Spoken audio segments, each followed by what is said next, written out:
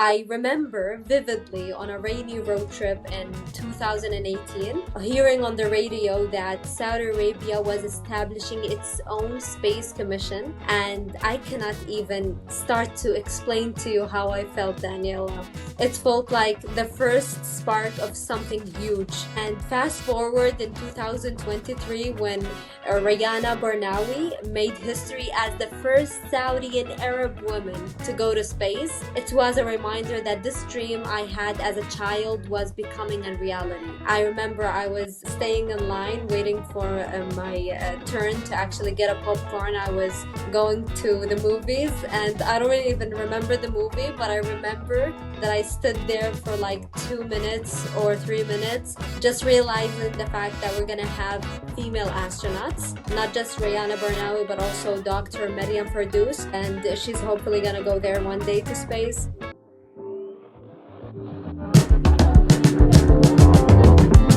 Welcome to Sustainable Futures with Daniela Bas, where innovation meets impact. Join me every first and the third Saturday at 10 a.m. Central European Time for engaging conversations with visionaries reshaping industries like fashion, tech, tourism, sports, and more through social fairness and sustainability.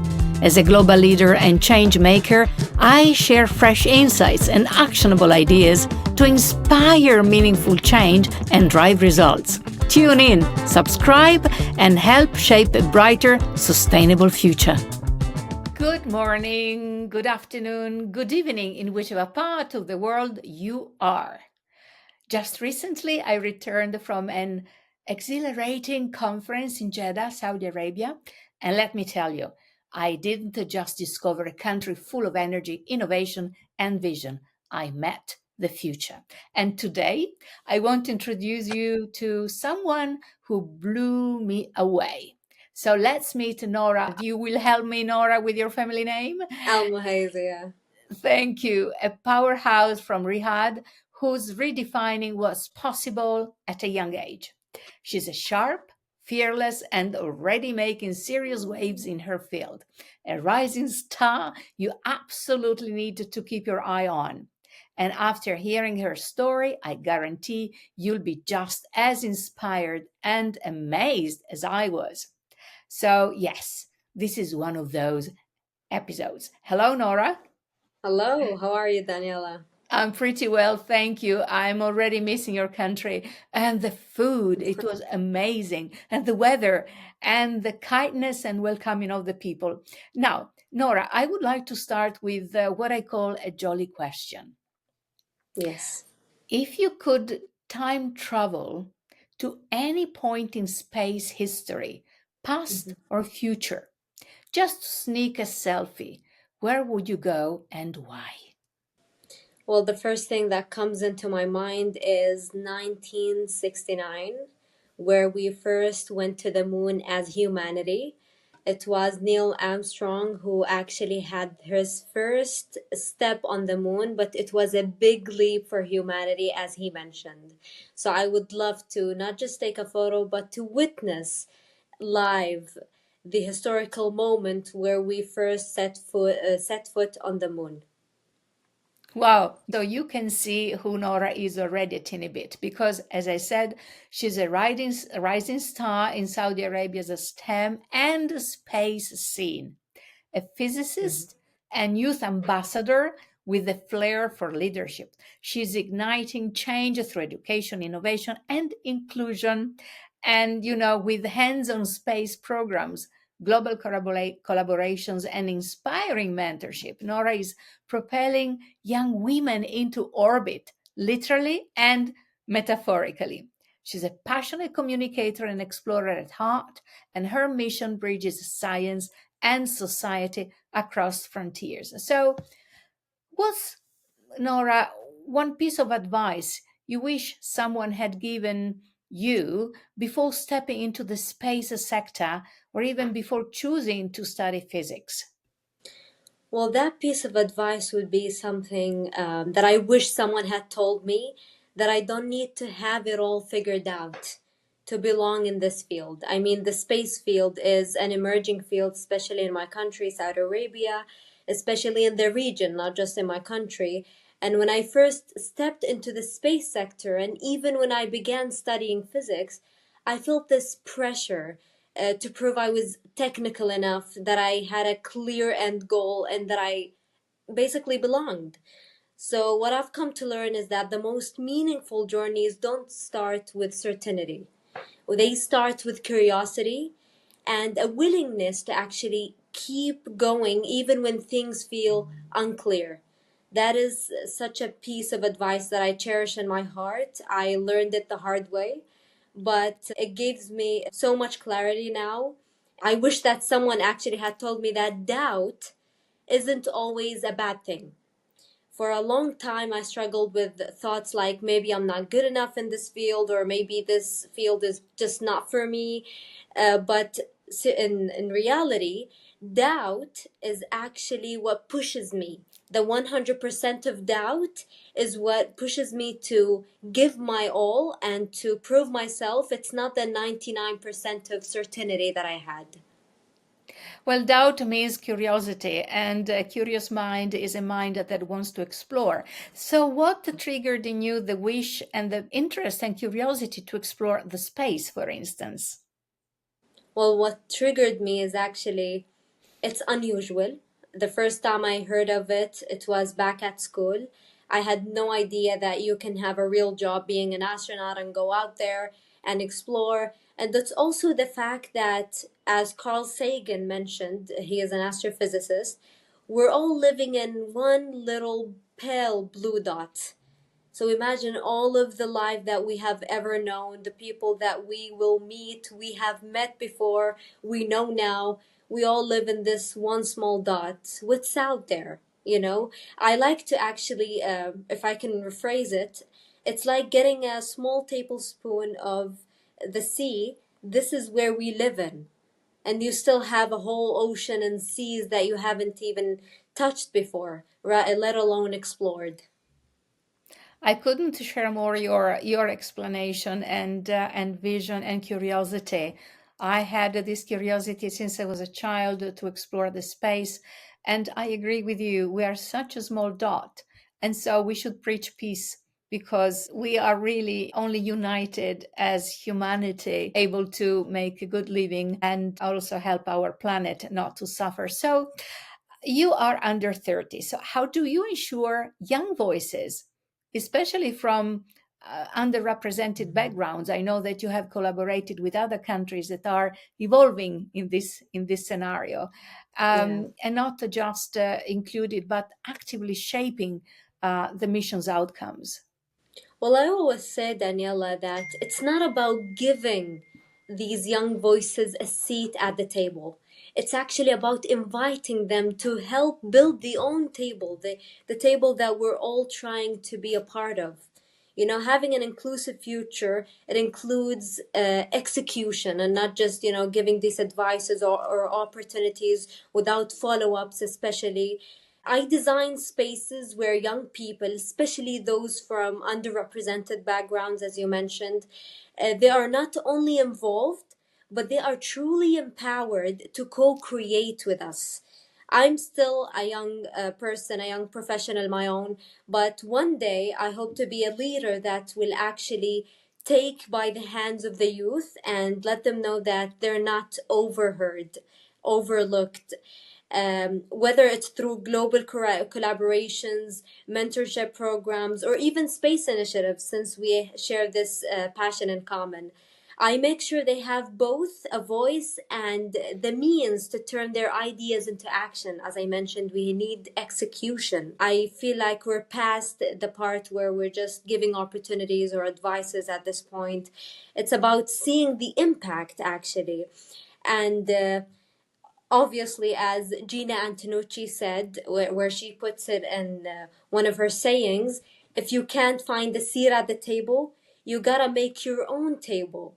Daniela, we're not gonna be there at all the time to actually empower and give them the opportunity. So we need to actually make individuals leaders themselves.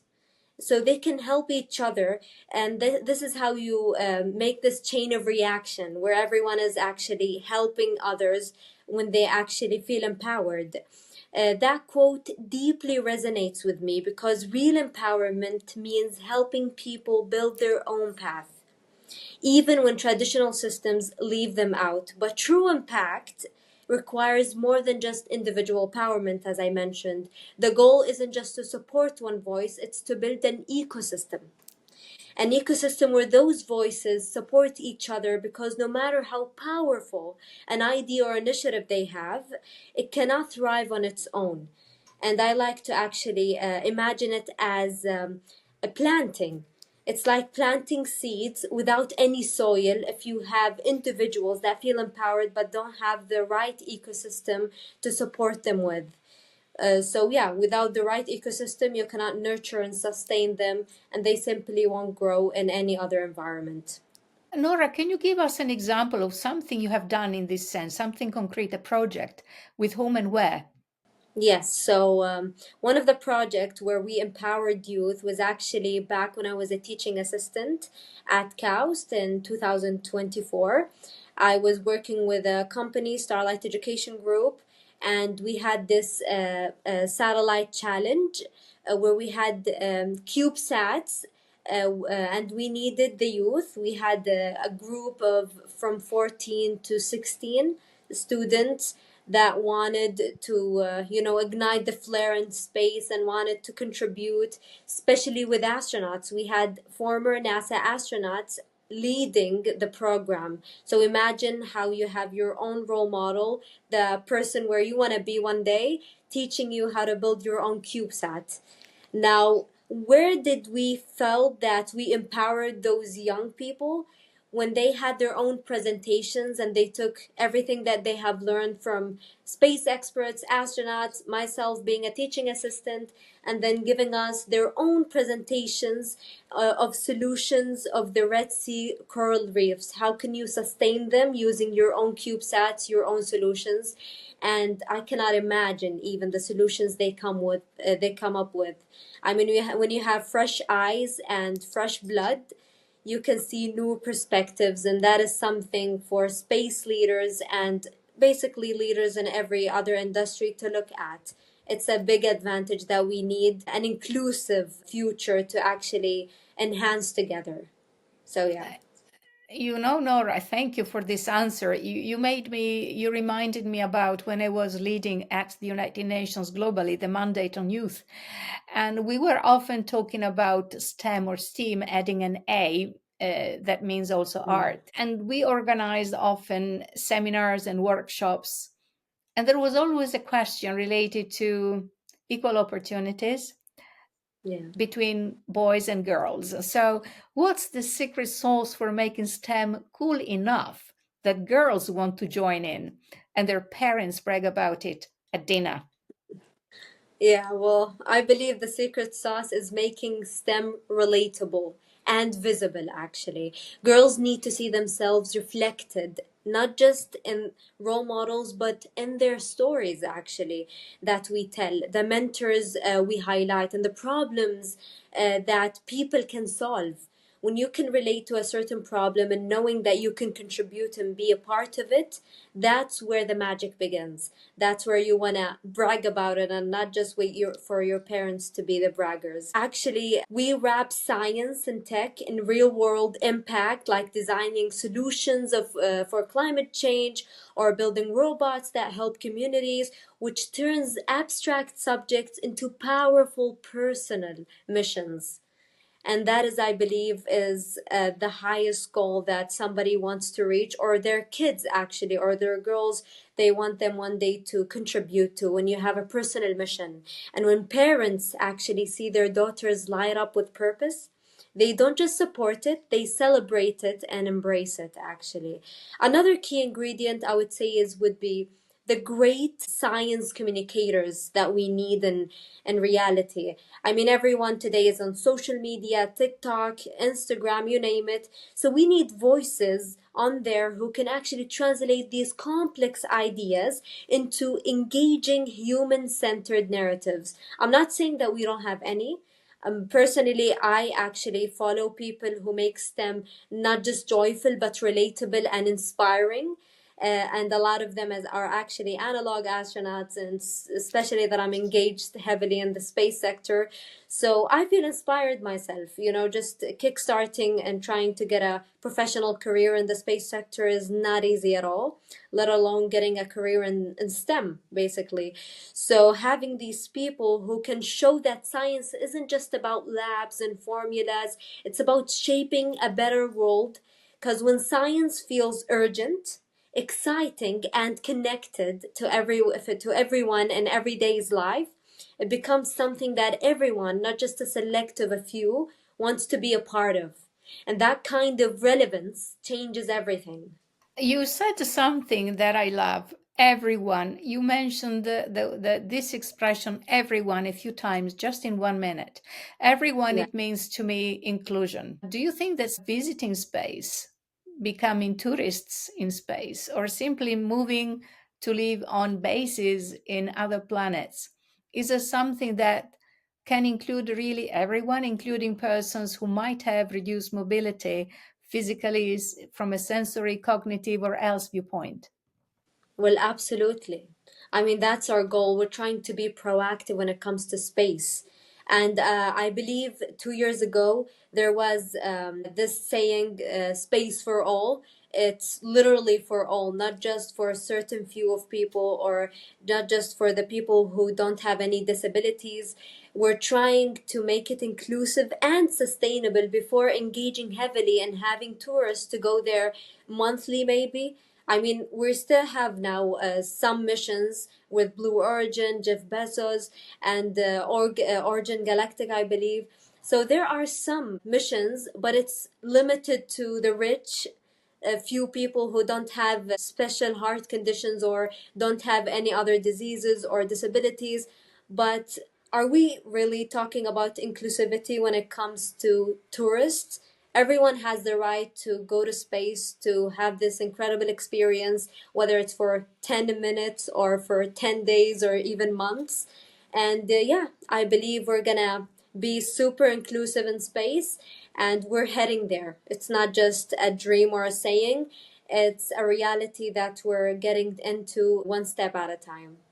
Nora, then tell me, in your view, based on what you just said, what's one outdated internal policy or mindset in the STEM world that absolutely needs to be ejected into deep space? Yeah, well, this one outdated mindset that absolutely needs to be ejected, as you mentioned, into deep space is the belief that access to STEM careers should only be for those who follow the traditional route or formal education and qualifications. Yes, I mean, qualifications matter, but we can't ignore the fact that many incredibly talented individuals, especially from underrepresented and underprivileged backgrounds, don't have the same access to those opportunities. I mean, these individuals often face barriers, whether it's financial, social, cultural, that prevent them from following the traditional educational path. And it's unfair, honestly, if we're talking about unfair opportunities, or some of them are actually available on some parts of the world and others are hard to actually get. So despite these challenges, they still rise and contribute in extraordinary ways to the STEM fields. That's why I see it incredibly unfair to limit it to the few who have access to traditional education. Innovation doesn't always come from the privileged few who have degrees from prestigious institutions. It often comes from those who are hungry to learn. And this is, if we can have like a slogan for advancing humanity, especially in STEM, I would say that creativity is not limited to anyone, and especially when it comes to innovation in the field of STEM. So it often comes from those who find creative solutions to problems and who refuse to be held back by circumstances. And we're talking here about traditional learning and getting access to higher education, especially. The future of STEM needs to be about recognizing and nurturing potential wherever it lies. Basically, not about just limiting opportunities to those who fit a specific mold, but by embracing alternative pathways and providing access to those who may not have the conventional qualifications. We not only expand the talent pool, but also foster a more inclusive and innovative ecosystem. And I get back to the word ecosystem because, just empowering individuals will never be enough. You need a whole environment and an ecosystem that can support each other and basically empower other individuals that are on the way of securing STEM or careers in STEM, basically. Nora, I'm really curious before we ended this beautiful, delightful conversation to know what triggered in you this interest. How did you find out about this passion of yours then has become your career? Yes, well, I'm yet not finding my career in space. I am pursuing it. Yes. Why am I inspired to actually secure a professional career in space? Because I want to be part of writing the space sector and contributing to the basis of it. We don't have our national space strategy yet, and I want to be part of setting the route and knowing where our country is heading exactly. That's why it's ignited the flare of, just securing my place in writing history and not just reading the space sector history, especially in my country and the region. All right, this is a symbolic pen I'm giving to you to start writing history. You already started, actually. Before we close this conversation, which question would you ask yourself? And what would be your answer to that question, Nora? Well, the question I would ask myself is, what keeps me going when the spark fades? Especially, we're talking about igniting this flare, and how am I pursuing such a career goal in an emerging sector? When things get tough, I remind myself to take a step back and remember how far I've come. I think about the days before, when Saudi Arabia, we didn't even have a Saudi Space Agency. Before there were any programs, platforms, or even conversations literally about space careers. There were no space sector to dream about, and we didn't have any Saudi female astronauts, since we're talking about inclusivity and women here. So no role models for me to actually look up to for young girls like me, and I'm sure that I'm not the only one. Like, I had my one of the teachers that actually gave me one of the STEM subjects back at school. I did not even suspect or know that she had this passion for space, but back then it was 99% impossible for her to pursue such a path. And I'm grateful that I'm living in such a golden age for space. It's not just for my country, but for the world, honestly.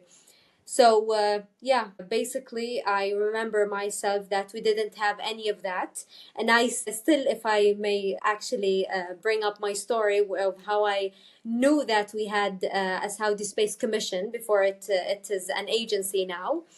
I remember vividly on a rainy road trip in 2018 hearing on the radio that Saudi Arabia was establishing its own space commission. And I cannot even start to explain to you how I felt, Daniela. It felt like the first spark of something huge. And fast forward in 2023, when Rayana Barnawi made history as the first Saudi and Arab woman to go to space. It was a reminder that this dream I had as a child was becoming a reality. I remember I was staying in line waiting for my turn to actually get a popcorn. I was going to the movies, and I don't even remember the movie, but I remember that I stood there for like 2 minutes or 3 minutes, just realizing the fact that we're going to have female astronauts, not just Rayana Barnawi, but also Dr. Maryam Fardoos, and she's hopefully going to go there one day to space. So yeah, what keeps me going is reminding myself how far we've come and realizing that I'm not just contributing to the space sector, I'm helping laying its very foundation in my country. And more importantly, I've come to see that this journey isn't just about me. You know, we're talking about inclusivity here, how everyone should be engaged. So I just want to end my answer by a quote for Marianne Williamson from her book when she said, "And as we let our own light shine, we unconsciously give other people permission to do the same. As we are liberated from our own fears, our presence automatically liberates others."